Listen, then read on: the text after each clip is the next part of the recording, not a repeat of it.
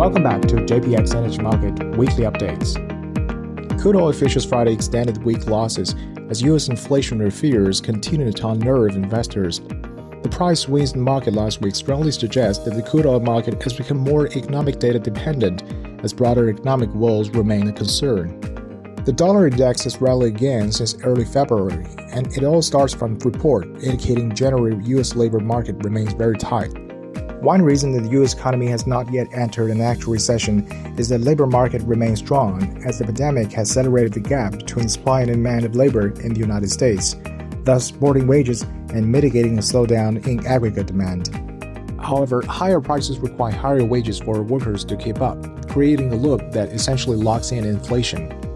During the process of interest rate hikes, firms will first feel the pain as corporate earnings are being squeezed by higher raw material, labor, and capital costs. And then this will be followed by higher unemployment rate. Until this happens, higher prices may be more of an annoyance than a game changer for the economy that leads to a crippling recession. Throughout last week, including higher than expected CPI and PPI report, hot economic data has been signaling to traders that the Federal Reserve has to continue to raise interest rates or losing control over inflation. As the market settles on the higher for longer scenario, it raises another question of whether oil prices will go higher to trigger a recession earlier than expected, or oil prices may stay at current high levels, which will trigger a long-lasting recession than expected.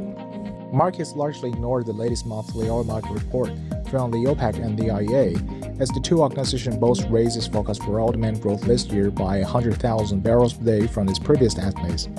Supply and demand balance sheet from the two organizations indicates a tightened market as growth in Asia demand may offset weak demand from the West. Sentiment may also have been influenced by a massive build in U.S. crude oil stockpiles reported on Wednesday, but the surge in inventories is not a sign of plunging U.S. demand. Part of the reason for this massive inventory build is the adjustment of data, which can be seen simply as a balancing item, as the EIA describes it. This adjustment reflects the combined uncertainty around each of the crude oil data elements illustrated below that the EIA uses to assess the balance between the U.S. crude oil supply and its disposition. Since the EIA does not collect weekly production or export data, so estimates are developed based on monthly data and information regarding seasonal and industry trends. The quality of these estimates can later be assessed by examining their relationship to monthly data once it becomes available.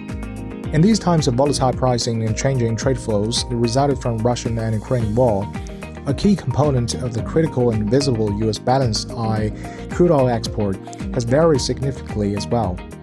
So large swings in the EIA data is expected in the coming weeks. It is very helpful for the direction of the market, but can also lead to volatility in the oil market as traders digest it. Okay, that's all we have for this week. Welcome back next week.